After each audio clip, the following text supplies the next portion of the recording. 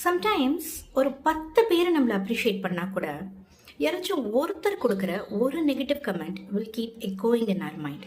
இல்லை, எனக்காச்சும் யோசிச்சு பார்த்துருக்கீங்களா ஏன் அப்படின்னு? Does it mean that you are a negative person or you're week?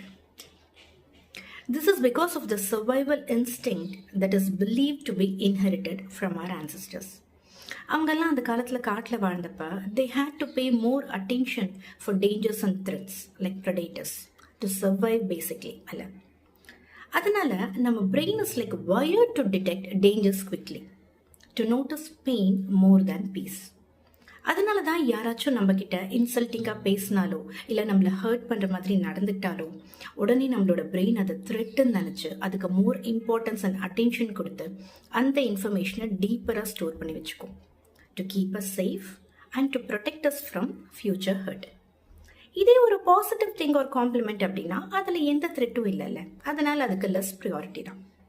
That's why ரிலேஷன்ஷிப்பில் ஃபைட்ஸ்னாலோ இல்லை ஒர்க் பிளேஸில் ஒரு நெகட்டிவ் ஃபீட்பேக் ஒரு மீடியாவில் நெகட்டிவ் நியூஸ் இதெல்லாம் gets more attention than the positive ones. இதை நெகட்டிவிட்டி பயஸ்ன்னு சொல்லுவோம். How to overcome this? எப்படி, how to rewire our brain அப்படின்னா, உங்களுக்கு கிடைக்கிற குட்டி குட்டி காம்ப்ளிமெண்ட்ஸை கூட ஜேர்னல் பண்ணுங்க. நீங்கள் அதை எழுதி வச்சு அப்பப்போ நீங்களே அதை ரீவிசிட் பண்ணி படித்து பார்க்குறப்ப உங்களை பற்றின பாசிட்டிவ் ஃபீல் உங்களுக்குள்ளே டெவலப் ஆகிட்டே இருக்கும்.